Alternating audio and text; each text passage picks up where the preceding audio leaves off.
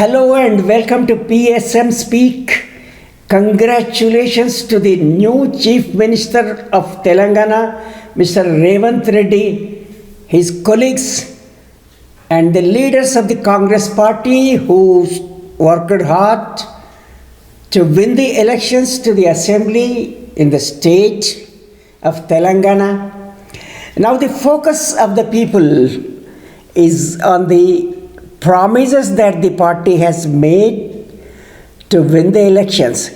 The promises galore, the list is very long. I have seen at least 13 promises which are a kind of direct cash to the people. So to say, they are 2,500 rupees to women a month, then 15,000 rupees a acre to the farmers, the actual tillers of the land, which means the tenant farmers also.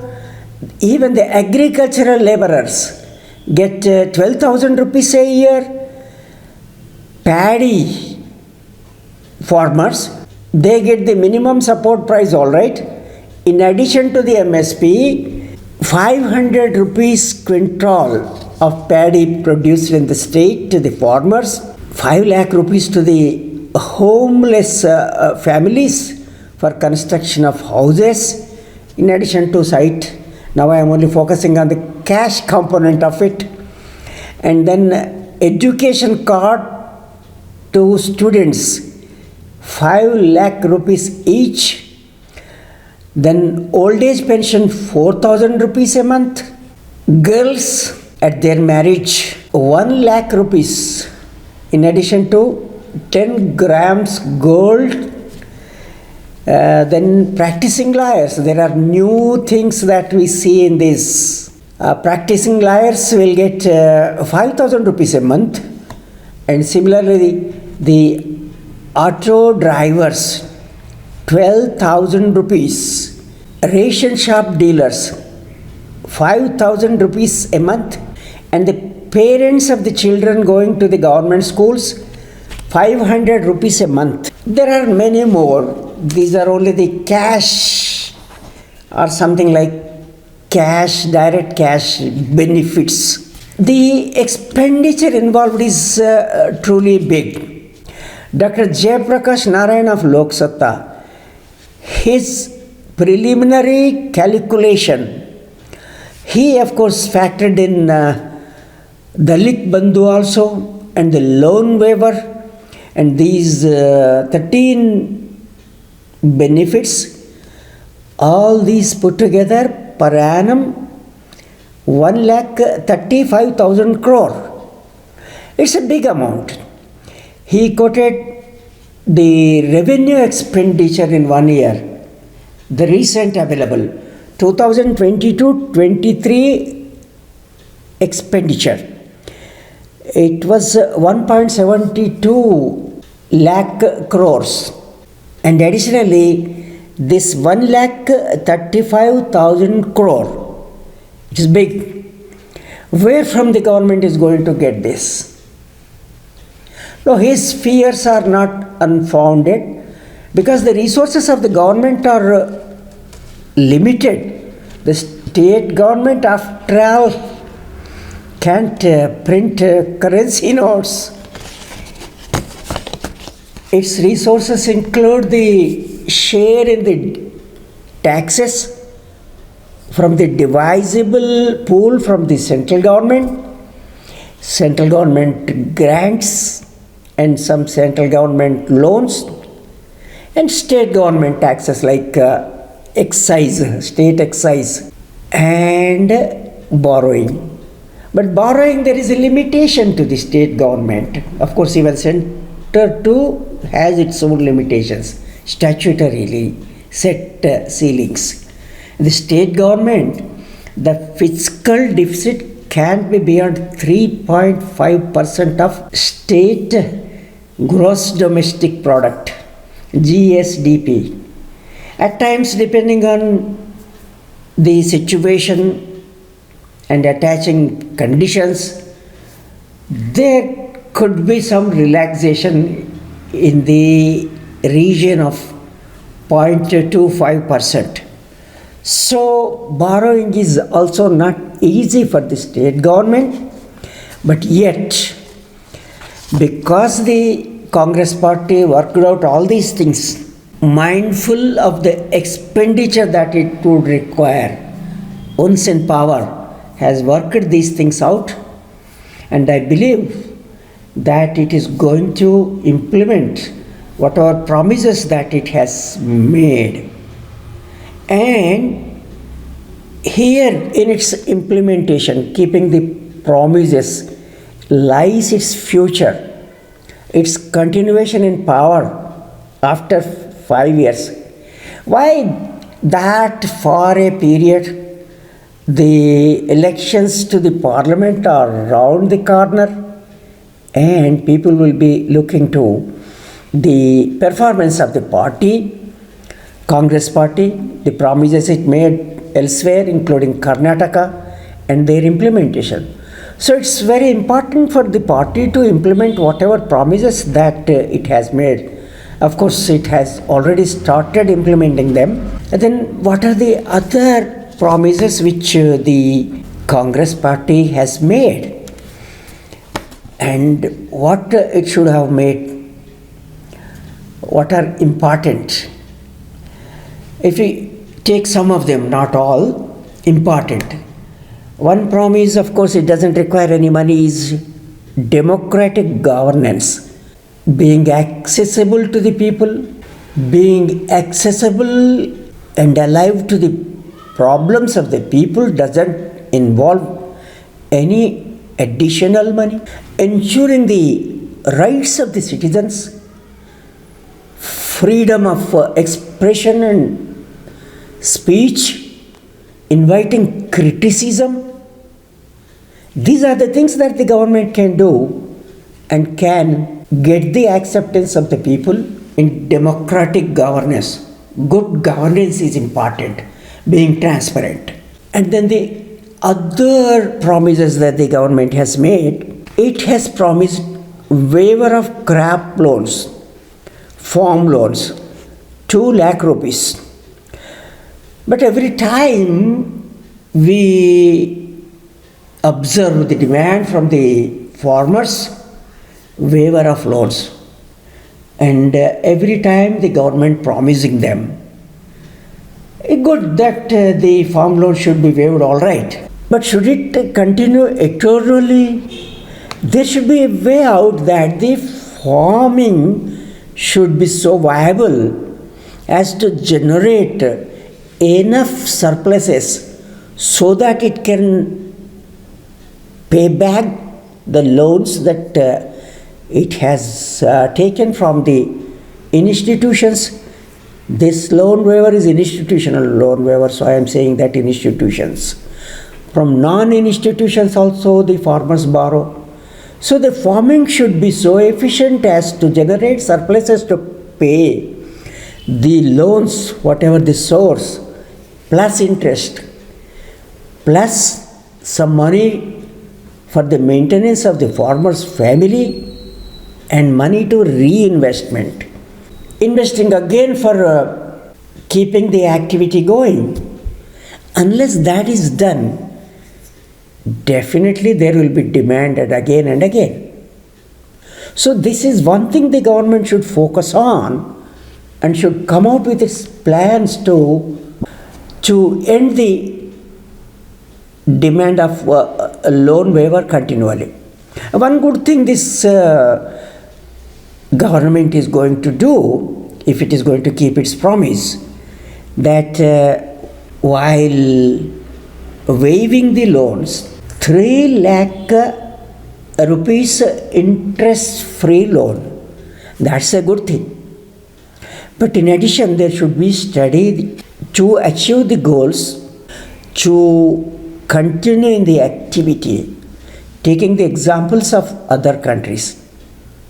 I happen to study the support to the farmers, income support, at least in 7 countries that include United States, United Kingdom, Japan, China, and some other countries.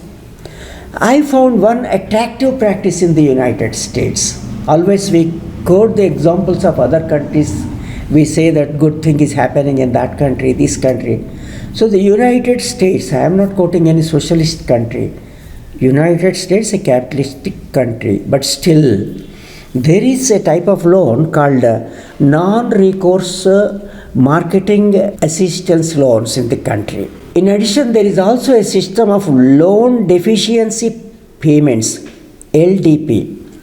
Simply put, the government guarantees the farmers an assured price. If farmers do not realize the expected price, if there is deficiency or if there is shortfall in the crop production, then the farmers need to pay to the extent they could earn out of their production. If totally crop failed, they don't need to pay anything.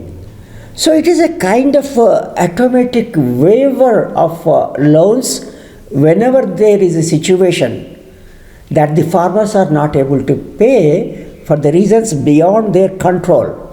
So the loan is called non-recourse loan. There is no recourse to the other things for recovery of the loans. Only the crop, that is the guarantee. So we need to work into a situation like this. Instead of each time coming before elections, a poll promise or farmers demanding this, there should be some permanent arrangement. I will work out another video with all the details of these non-recourse loans, because I can't talk everything in this video. Then the other promise is related to the crop insurance. Of course, crop insurance also, it requires another video to detail on that. I will make another video on that. But the crop insurance so far we have seen did not benefit the farmers. It benefited the companies, insurance companies, more than the farmers. The insurance principle that whenever the claims are more than the insurance premium, the insurance companies do not do business. And here in this crop insurance arrangement, the shortfall was made good by the government. So it occurs to me, why you involve the insurance companies, pay them the maintenance cost and pay the gap. It's a loss to the exchequer, and beneficiaries are the private insurance companies. So a detailed study of the subject is required, and I will get you a video on this. Then coming to the government jobs. In Telangana state, promises 2 lakhs jobs and job calendar also. Calendars are not going to satisfy the unemployed, educated unemployed. It's like giving them a menu card which contains all the food items, but they are not served. Unless they are served, nobody is satisfied with the simple menu card. Good that they are coming out with a job calendar, because there had been many irregularities in the Telangana State Public Service Commission, going to High Court, Supreme Court, and delays. I wonder why so many problems in conducting examinations by the State Public Service Commission. While Union Public Service Commission, have you experienced things like this? Being so uncertain, cancellation of examinations, paper leakages. When the UPSC can do that, Union Public Service Commission, despite change in governments, why can't the State Public Service Commission do this? Let us look into this problem in detail in another video. Now, coming to the education, the promised budget share to be increased to 15% from 6%. Budget share, not the share of state gross domestic product. Way back in 1964, Kothari committee recommended 6% of the gross domestic product, of course, of states and center expenditure on education.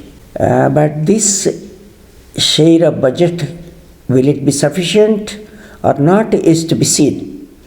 But besides the money, there are certain reforms which the government can focus on, which do not require any expenditure. For example, if we see in the government schools, teachers with good qualifications, trained, but still the conditions in the schools are not conducive for learning. There have been instances of physically and mentally torturing students. I don't say that every teacher is doing this, but can't government discipline the teachers, train them properly, see to it that they treat the kids as if they are their own kids, to attract them to the schools? Without doing that, creating an environment for learning, whatever we do and whatever the money that we spend, of course they said good governance, democratic governance, and we hope these kinds of things are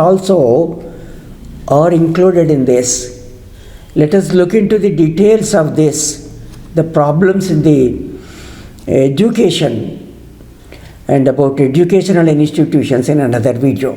Now, old age pension. There are people who totally oppose the old age pension system because they feel that it will be a heavy burden on the exchequer, but they conveniently forget about the government's role, responsibility of ensuring welfare of the senior citizens. The duty of the government to be an ideal employer. No, it is not difficult to allow the employees 50% of their last drawn salary as pension to ensure a dignified and decent life to them. We see the lifespan is increasing over years and the number of senior citizens increasing. In such a situation, it is not withdrawing from the benefit that the government is giving. True, there are fears that if old age pension is introduced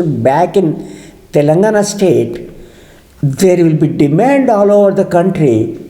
There is nothing wrong in this. Given the will, without that kind of burden, the critics suggest we can build a fund and it can be implemented. Not only the government employees, but the private sector employees covered under Employees Provident Fund Act can also get 50% of their last drawn salary as pension, given the will. So let's look into that in detail, and I will make another video on how it is possible and feasible to revert to old pension system, not only in Telangana, everywhere. And the other promise of government, notable among the promises, is loan limit for SHGs, Women Self-Help Groups, to 10 lakhs. It's a good idea. The SHGs need to be supported. But one thing we should look at here, the self-help group movement, when it was started in 80s, as designed by the National Bank for Agriculture and Rural Development, NABARD, that was an excellent scheme which could be emulated everywhere, not only in India but abroad. But that was distorted by the entry of for-profit microfinance institutions. You may remember there were suicides, the women unable to stand the pressure of the microfinance institutions, unable to pay the usurious interest rate, they committed suicide. And that time Dr. Y.S. Rajasekhar Reddy brought in an enactment to put in to some extent to these microfinance irregularities. But still, the private microfinance for profit has distorted the otherwise great movement. The self-help group movement, though not facilitated adequate incomes to the people, women, at least it helped women empowerment. In that, women coming together, discussing their problems, finding solutions collectively, raising their voice whenever there is injustice to their members, that needs to be supported. And that SHG movement, as conceived by NABARD, has to be revived. I will explain in detail in another video about the SHG movement and how that has been distorted, though not with direct support of the government, but indirect support and connivance. To be very honest to say that. Now coming to the other demands, health care insurance. And this government promised that certain diseases are going to be included in this Arogyasri insurance. Here, the government should have examined the possibility of the universal health care system. It was recommended in 2010 by Dr. Srinatha Reddy Commission. A high-level expert group was appointed by the Planning Commission. Now, besides this, there are examples. If we look at the healthcare system in United Kingdom, Spain, and other countries, wherever the beverage model is being implemented, it's not through this kind of insurance. It is healthcare to everybody. The people suffering from any ailment need not look for the entitlement that do I have this card and does this disease covered and does this hospital accepts. No, this is something inhuman. When there are systems working elsewhere in the world, and when we are thinking of welfare state, I heard these words yesterday, Mr. Revanth Reddy telling that we are going to turn Telangana into a welfare state.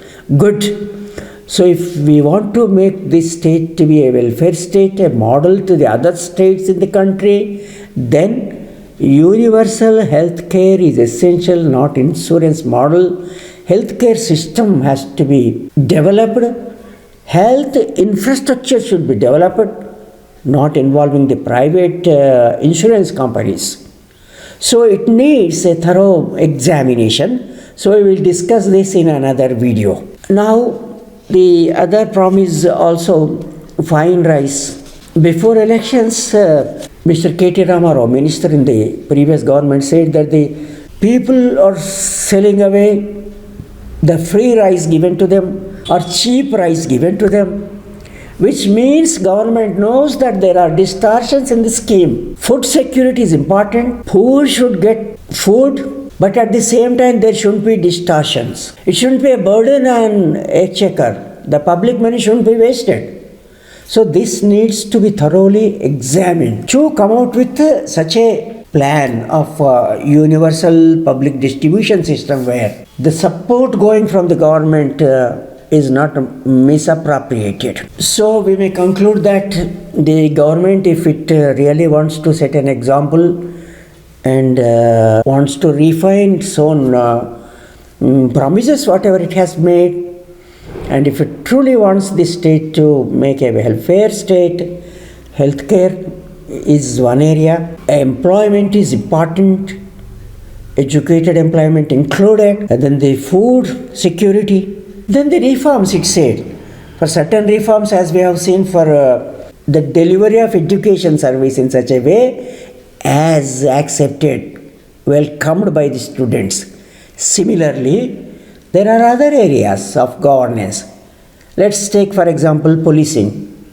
What extra money does government need to make friendly policing? Instead of police personnel misbehaving behaving rudely, using what is that?